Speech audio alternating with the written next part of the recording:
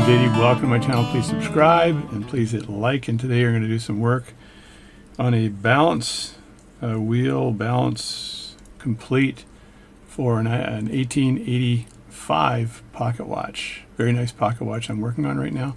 This is kind of the final step, with the exception of maybe a little bit of case oiling that I need to do, and I also have to find a crystal, a low dome crystal for this, because it has a case has a lid on it, so it's a little bit tricky, but it does still have the bezel, which is good. So we're going to just take this thing apart and clean it up nicely. Now, I just had a quick look at my screwdriver blade, and as you can see, the thing is a little bit mangled. So I don't have time today to dress the screwdriver blade, but I will do a video on dressing screwdrivers and get these things in good condition. But I do need to kind of replace the blade here. I'm hoping that I've got a similar blade here. So when you take this, you loosen up the screwdriver blade from here. Don't put your finger in the back here, because if it slips, it's going to go right through your finger, because you often have to put a little bit of pressure.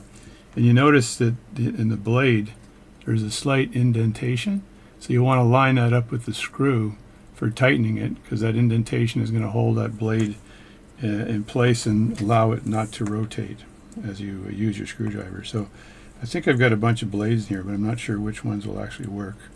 So I'm going to have a look at these blades, and let me just have a look at the blades.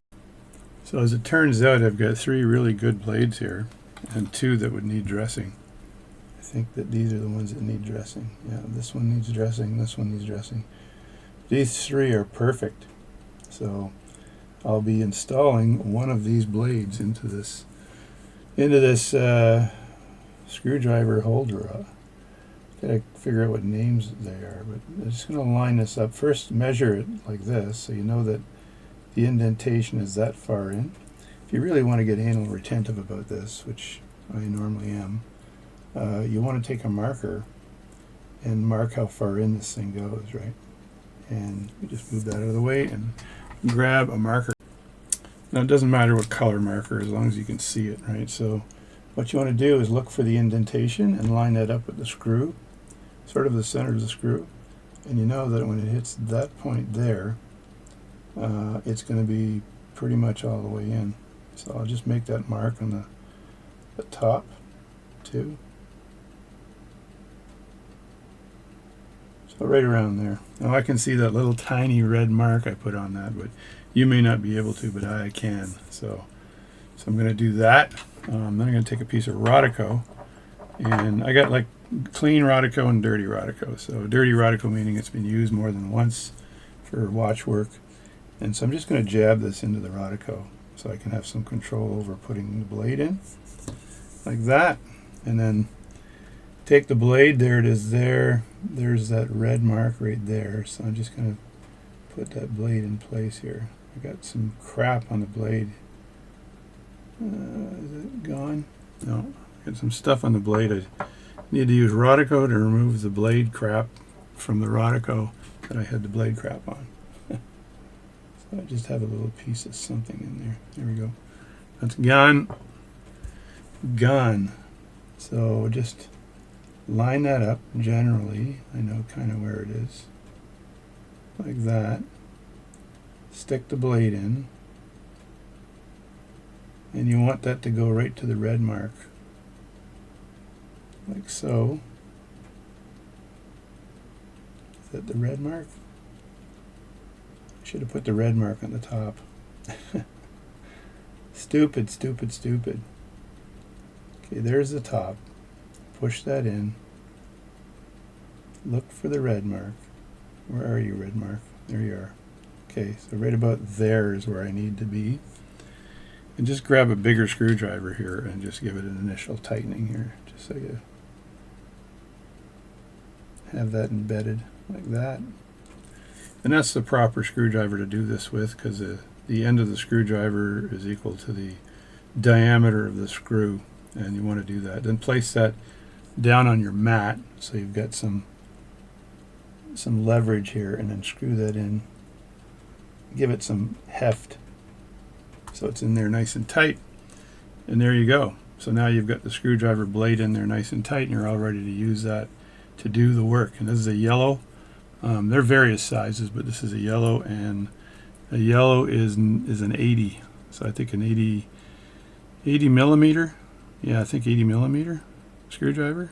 So I believe it's an 80 anyway. So you guys can correct me. That's not 80 millimeters. It's got 8 millimeters. It's 8.0 probably, but it doesn't say that in the thing. It just says 80. So it's probably 8.0 because that does not look like 80. Yeah, and it's fairly nice. It's never been used, so I'm going to use that now. So just stuffed all the blades back in here and just do this, and I really don't have to dress these blades until I'm running out, and then I'll dress them all at once. So I have an amazing talent of distracting myself, but when I looked at the balance, I thought, oh yeah, I remember the other day I went to Cordon Tools, and I picked up a bag of brass.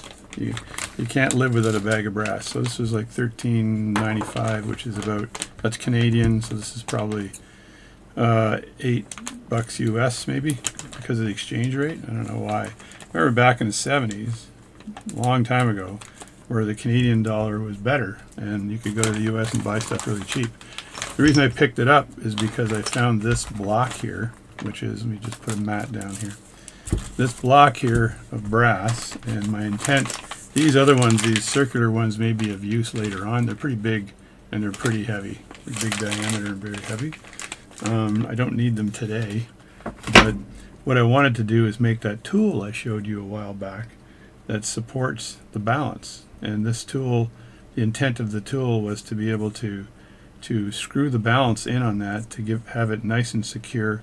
Well, the balance cock would be screwed on this, and then the balance would dip down, and this is wide enough to dip that down. So what I'd end up doing is cutting away material. I'd cut it maybe from here down like that, and down to this space here like that, and that would allow enough room for the balance to dip down, and that way I've got the balance kind of out of the way while I'm doing, like the balance on the hairspring, while I'm doing work to remove the balance or other work on the balance. So I wanted to do that to have the balance, the ability to screw down the Balancecock, which means I've got to find a reasonable size long screw, I think, thread that, drill a hole, thread that in here, and maybe thread a couple of holes with the same screw, and make sure I've got a screw that I can find again in case I lose that screw, and make sure it's thick enough that it'll stay in place. It's not one of these little tiny screws, and it'll hold that balance securely in place while I work on it. So I want to do that and get that done. Probably not today. Maybe I'll work on that tomorrow, but I've got to get this pocket watch done. But there's that block of brass. It's pretty friggin' heavy. It'll do the job, and it'll provide me some stability, right, to do that job. Now if I look up, if I just lift that balance up for a second, there's the balance there, and the theory is I would have this attached right around here, which means I'd have to have that screw hole right around there, and maybe I make one on both sides. Maybe I make one that's for bigger balances on this side, and I turn that around and I make another one for smaller balances on the other side. That's not a bad idea, and that would be screwed down like that, so you can work on these parts nice and securely. Because I know there are watchmakers that will leave the balance in the watch to do some work on it, but I prefer not to do that because there's that chance of harming the watch itself. So that's a little aside. So if you're interested in me making this, let me know. I think I did a video on it a while back, but this is a nice block to do that with. So that would be a preferred method to what I'm going to do right now, which is this is the balance tack, and this is my infamous dunker tank that I've done a couple of videos on, and this goes up and down. I remove this is just simply holding the balance in place, and this allows me to clean the balance without removing anything. But today I've got to remove these screws, get the cap jewels off, clean all that, oil that up. I'm just basically going to throw this whole balance in lighter fluid, let the lighter fluid work on the hairspring. It won't affect the impulse jewel, thank God. I've done this 1,000 times, and there's no impact to the impulse jewel on that. So what I need to do is just release this balance nice and easily from the Balancecock. So I did, as you saw, sharpen my screwdriver here, but I want to take my fingers here and just grab this here, and I've got this stud right there, and there's left nicely, I guess, leftover material from the hairspring. So if you needed to adjust that hairspring, you could do that with the leftover material. So it's loose now, so I should just be able to push down on that, and that pops that right down. Then I can grab the balance cock like this. It's a balance cock because it's called that because it's got one arm, one screw, and not two. If it's got two, it's called a bridge, right? So there's the balance now, just resting there. So I can take the balance as it is, and you can't see the little furries in there, but I've got this nut that I've cleaned up to allow it to accept a balance, and I can take that balance and throw that in. I may throw it in the other way.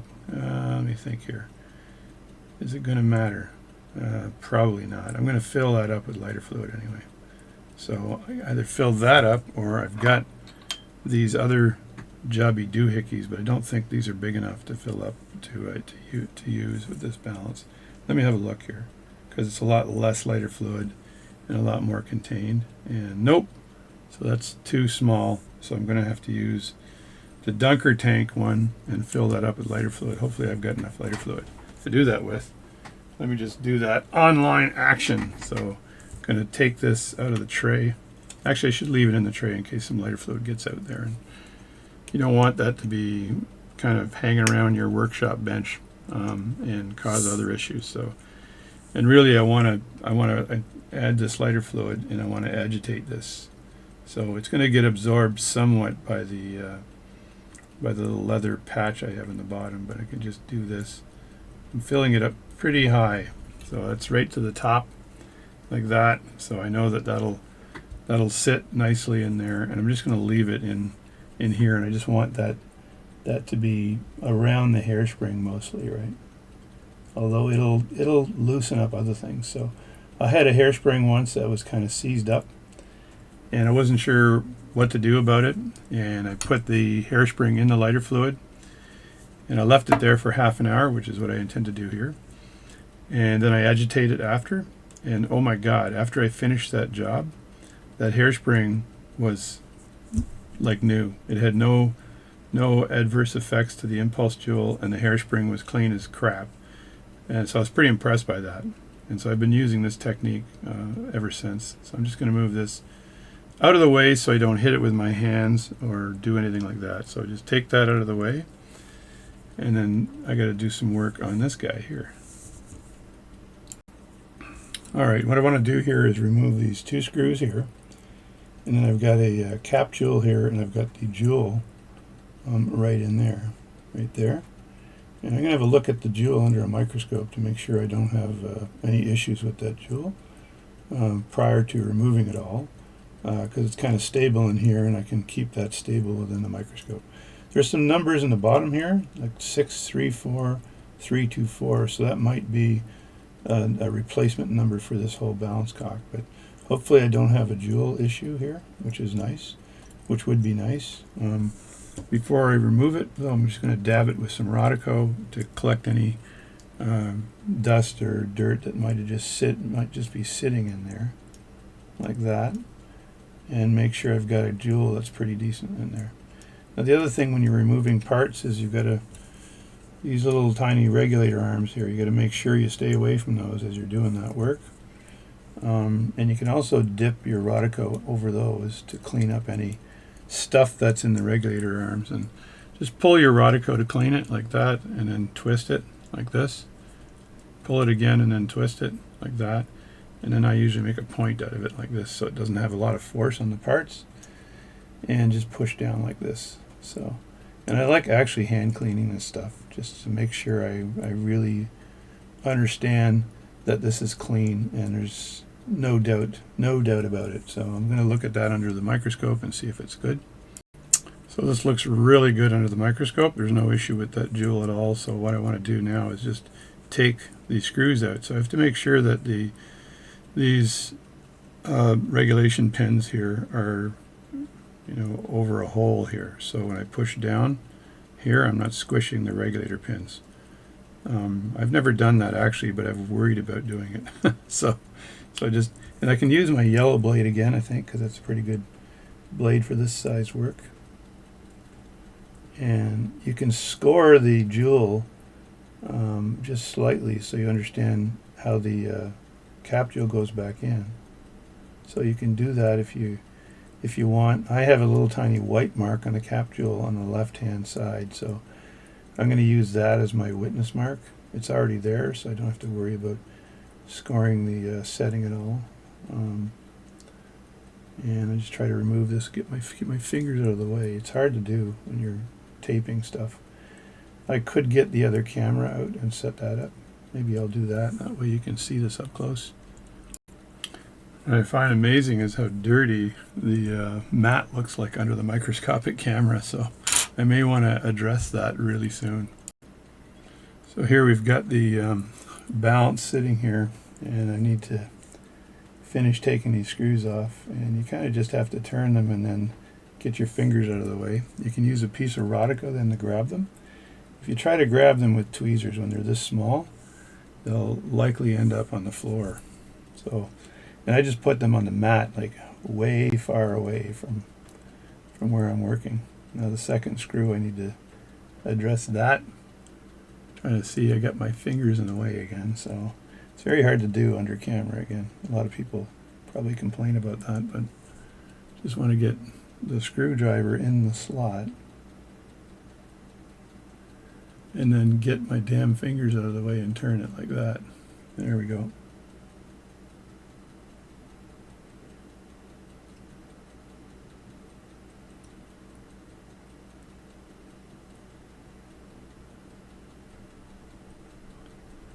And there it is. It's loose. Now I can pick it up with the Rodico. Put a point on that and when I put it on the mat, I just kind of swipe it sideways, like this. Swipe it a little bit sideways and it falls onto the mat, right? So I don't have to poke it off of the Rodico. So now I've got that out. On a good day, I can wedgie the jewel setting out just by doing this, but it's a lot of work, so you might as well just push it out from the other side. I can use two ways of pushing it out. One way is just by pushing it with a piece of pegwood, if the pegwood will fit through the hole, right? So you got to kind of line it up, and if it fits through the hole and you're lucky, then you can just push straight down and the thing will fall out on you. So, and I'm going to try that. You just line that up nicely and just push down and see what happens. Yeah, so now you see how it's moving there? Got myself a little bit of a groove. What is it? Daddy's got a groove. And then I can just keep pushing. And that'll push it right through. And then I got the jewel and the setting are underneath the block here. So now what I want to do is fill up the this little tiny container here I have with lighter fluid again.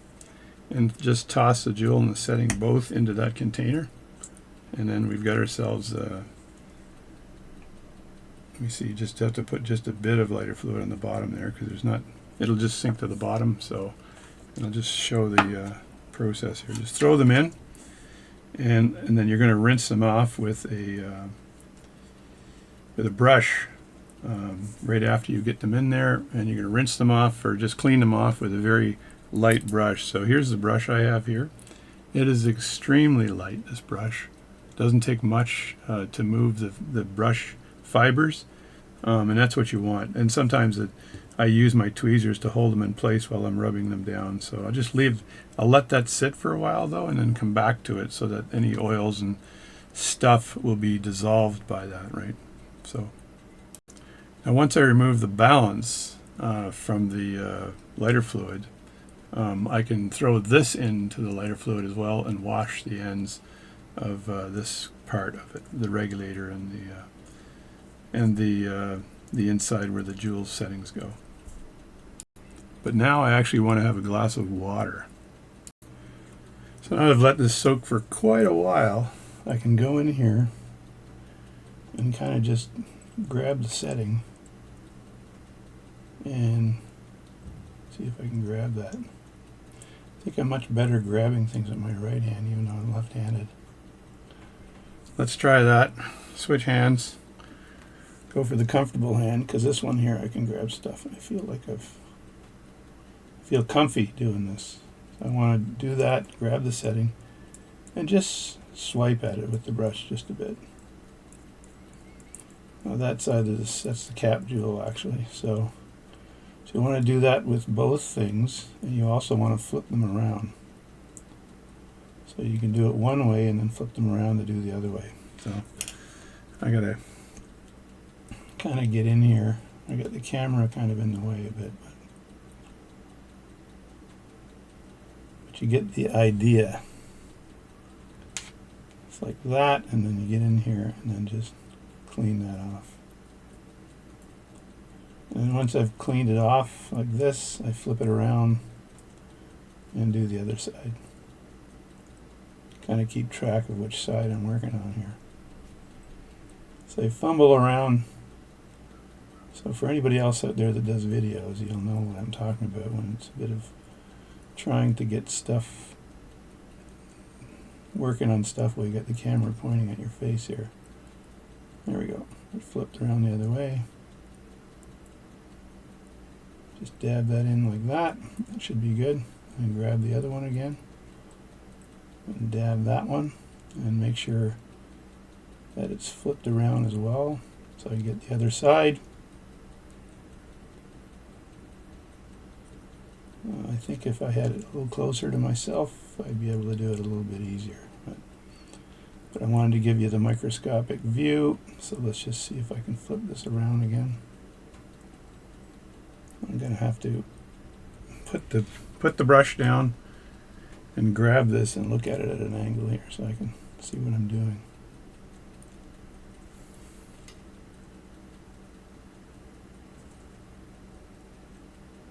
Yeah, so you want to get the bottom.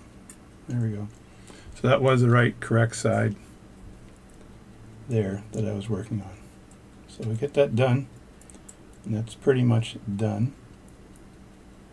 And then I will take some watch paper and I'll put these on the watch paper. And because this mat is going to be replaced really soon, I don't care about the lighter fluid going through the mat. But that's on the watch paper. It rolled right off the watch paper. That, and remember I'll swipe those with Rodico after as well. And you can just put them down and let them dry off on the watch paper, and then flip them around and flip them around. Just keep doing that until you're done with these, and then I'll just move that out of the way. So yeah, this one here, I flip that around and just like that, and then the watch paper will absorb the lighter fluid. It does such a great job. And there, get that done. That dries off so fast. It takes probably a minute before this completely dries. And I can already see the condition of that jewel is excellent. So if you look at that jewel hole there, that's really good. There's no spiking, there's no anything wrong with this jewel hole at all. So now I've got that done. I'm going to grab the balance now and put that under camera here. So the balance has been sitting in here for quite some time. I actually went down and did some exercise for my upcoming hip replacement, which is in 1 week. And so all I want to do here is agitate this just slightly, right? So I'll just do this. And I've got the balance sitting in a tray, so I'm not worried about the lighter fluid flying out, but I'm just going to agitate this just a bit. I might suck in some lighter fluid here, but I'm not concerned because it'll evaporate. It's no problem. As long as it doesn't get too far into the rubber ball, because I'm sure that will deteriorate the rubber. And actually, if I look at the lighter fluid, the level of lighter fluid has gone down significantly since I filled this up. So it evaporated considerably. So once I've got that done as well, I'm I can pull the balance out, and I'll do that right now, and place that on the watch paper as well. So let me grab another piece of watch paper. I always have some watch paper on my desk. Why, I don't know, but I always have some on my desk. So I'm going to put that watch paper down. And where's center here anyway? Where's center? Center is right here. So right here. So I'll make sure I kind of find center here. And place that down so you can see what it looks like. Like that. And it's on the watch paper and on the pad. So there we go, and let's focus this now. That's about as focused as I can get it. And now I'll just take my my blower here and just very carefully blow out the lighter fluid to get it to evaporate a little quicker. If you just let it sit there, it will evaporate a lot faster. Or sorry, it'll evaporate over time, not a lot faster, but over time. But this just helps it along. And you can see the bubbles between the leaves on the hairspring. So I think you need to do this with any hairspring you're doing work on. If it's a vintage watch, because it's going to have a lot of stuff kind of stuck to it from years of just getting dirt and stuff gathered. And also, I found out, I'll say recently, but the reason or how dust and stuff gets into your watch is through static electricity. So the static electricity of your movement turning, of the balance turning, that causes static electricity, and that'll take dust and draw it in, believe it or not. So when you say, oh, my watch is magnetic and stuff, it's actually the static electricity that draws that dust in. So I can also grab the stud and spread the spring out just a bit here and give it a bit of a squirt while it's spread out like that. This has cleaned the pivots on the top as well and the bottom, which is nice. I'll examine those, but I believe they were good from the last time I had a look. And there's still a bit of lighter fluid right on the bottom there.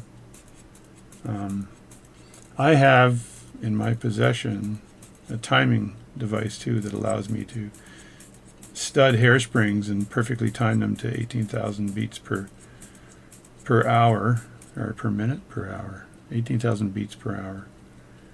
That'd be a lot of beats in a minute.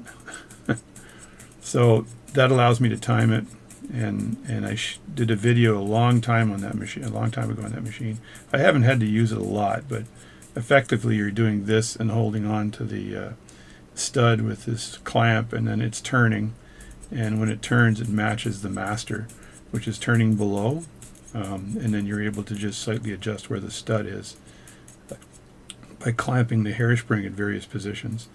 And where it's clamped is where the regulator pins will be, and then the stud will be back from that by the appropriate distance. So there we go. We're going to just move this out of the way now, because I think we've done enough on that there. And now the last thing I want to do, I'm going to bring back the lighter fluid here, because I am going to see if I can wash, just do a little bit of a wash. I'm going to throw this lighter fluid into the other lighter fluid and do a little tiny bit of a wash of the Balancecock. So let me so here's the Balancecock, and I just want to make sure that I don't transfer any dust or dirt from the Balancecock itself to the jewel settings. So I'm just going to wash this quickly here with the lighter fluid and the brush. Just brush off anything that might be in there like that. Turn it around, brush the bottom part, even where the screw is, and I don't really need to brush the regulator that much, but I'll just do that and then let that dry off. And I can use the puffer to dry that off as well. So this is effectively how you clean a balance. I'll do a little bit of reassembly of the balance in a second, but this is how you clean a balance. So if I remember somebody saying on the previous cleaning video, saying, "Hey buddy, you didn't clean the balance, what gives?" I said, well, I was going to do that last, and because it takes a good 30 minutes to an hour to clean the balance properly, you don't want to rush it. So there you go. And this is my dunker tank here. These coins move and this plate moves up and it dunks the balance if I don't need to clean the jewels or whatever. So there you go. That's it. I'll reassemble this watch now, but this is pretty much done. So I'm looking at the pivots on this watch, and they're in actually really good condition. So I just dab them as well with the Rodico, like that. Clean them off just a bit, but they're in really good condition. I'm impressed for an old watch like this. I don't have to really do any pivot work on this. This is dried up now, but I usually reassemble the balance under a microscope now because it's just so much easier to do than to do it with my eyeglass on here. So right now is where that tool I'm going to make would be really handy, because I'd screw this down and then be able to just do this work while this is screwed down. So right now I just need to put the jewel settings in. So this is the setting itself, and it's stepped. So you want to put it in so the this part of the setting is facing downward, like that. So it would go in like that. And then once I've got it kind of close to being in, I just need to push that down with my stick. And the best way to do that is actually back on the block. And again, I want to make sure my regulator pins are protected. So here I am on the block. Regulator pins are protected, and you just take your pegwood stick here and push down.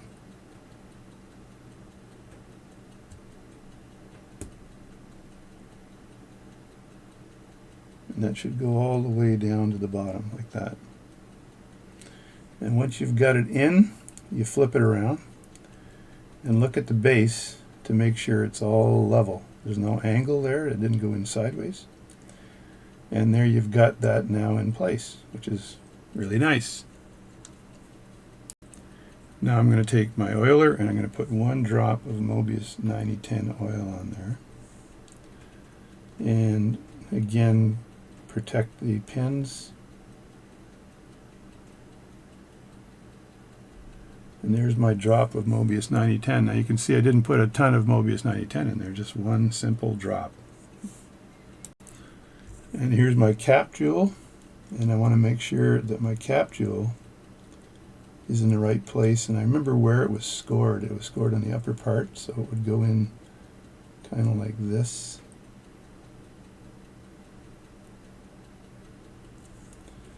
And sometimes you got to nudge this to get this in right.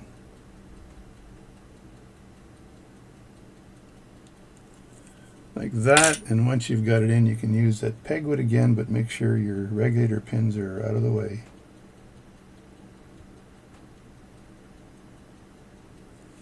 And now that's in perfectly. And because, again, I'm super anal retentive, I'm going to just use a bit of Rodico on the front here, like that. And that's going to get rid of any of the material that was left over from the pegwood. Now I'm going to put the screws back in one at a time. This is always tricky, but very doable. I grab these little screws from the top and bottom, like ahead, and then you can roll them in like that. And then I may not be able to show you on camera, but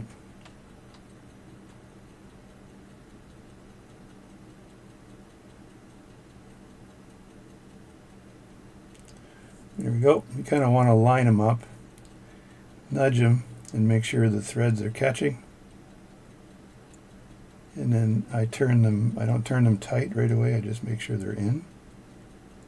So that's one. Grab the other one. This guy wants to jump in the middle here. And because they're so light, any force at all with these screws and they can go flying.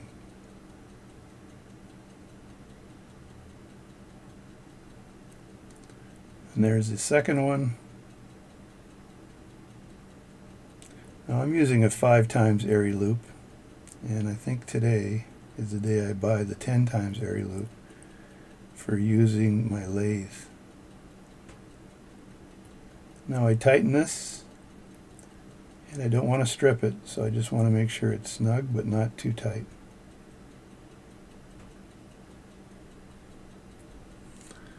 And that's that. And now it's back together and it's clean. And now all I need to do is reassemble the components. I kind of love the decoration on this balance. The amount of work that was done to make these balance cocks here. And I believe those are scribed by hand. Again, people can correct me, but I believe those are scribed in there by hand, or cut in there by hand. So there's the balance. And there I just need to put the stud in and make sure the regulator pins are lined up, so it'll go in my microscope this way, and then I'll drop that down and then tighten the screw from the side. So I don't really need to show you that. You've seen that a million times of how to reassemble that, but that's fundamentally how you clean a balance. So I'll just leave it at that. I'll just make sure this particular picture gets into the pictures. I'll just move this over here a bit.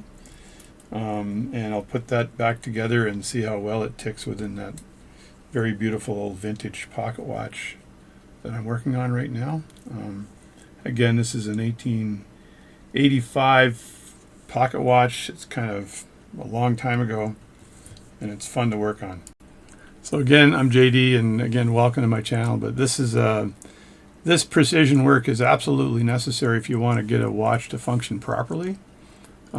This is not a super high-end watch. If this were like a 21 jewel railroad grade pocket watch, I would have likely taken off the hairspring and see the poising of the actual watch and done some adjustments so it was perfectly poised.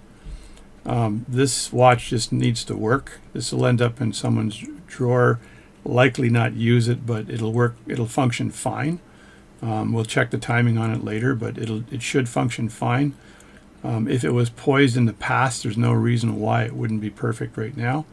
If this was a 21 jewel, $450 Hamilton pocket watch, or even a Waltham or Elgin pocket watch, I might be tempted to take off the hairspring and to poise it and spend some time doing that and everything else. But in this situation, I just want to make sure this watch functions perfectly for the owner, and it'll keep pretty darn good timing even if it's not a railroad grade watch. And this is not a railroad grade watch. It's an 1885 watch which was built prior to the standards made by the Ball Watch Company for railroad grade watches. So this is why I'm not poising this particular watch, but that's the work I do on the balance to clean it. And you can see even a little tiny stud here on the it's funny, I'm just looking at this right now. I'm looking at that little stud there on the holding in the stud. So it's a little piece of metal brass pin, the pin holding in that stud in the back. So,